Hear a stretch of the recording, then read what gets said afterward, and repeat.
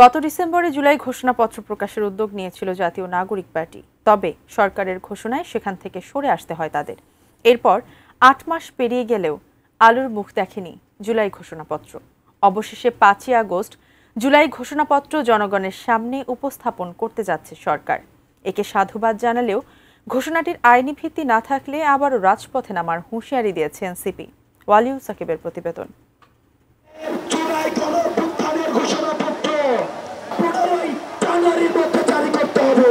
গত বছরের ৩১ ডিসেম্বর জাতীয় নাগরিক কমিটির ব্যানারে হুট করেই জুলাই ঘোষণাপত্র প্রকাশের কর্মসূচি দেয় বৈষম্য বিরোধী ছাত্র আন্দোলন। তবে এর আগের রাতেই জাতীয় ঐক্যমত্যের ভিত্তিতে এই ঘোষণাপত্র করার কথা জানায় সরকার। তাই ৩১ ডিসেম্বর সমাবেশ হলেও ঘোষণাপত্র দেওয়া হয়নি। জুলাই গণ অভ্যুত্থানের একটি ঘোষণাপত্র তৈরির উদ্যোগ গ্রহণ করা হয়েছে।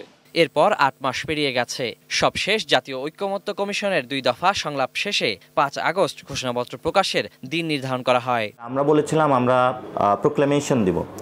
প্রোক্লেমেশন দিলে কিন্তু সরকার তখন পড়ে যেত। উদ্ভূত পরিস্থিতিতে রাষ্ট্রের স্টেবিলিটির জন্য আমরা ওই পথে যাইনি। পরবর্তীতে আপনারা দেখেছেন যখন আওয়ামী লীগ নিষিদ্ধ হয়েছিল, ওই সময় সরকার যে প্রেস ব্রিফিং করেছিল, বলেছিল তারা ৩০ কার্য দিবসের মধ্যে হলো ঘোষণাপত্র দিবেন, সেটাও আমরা পাইনি।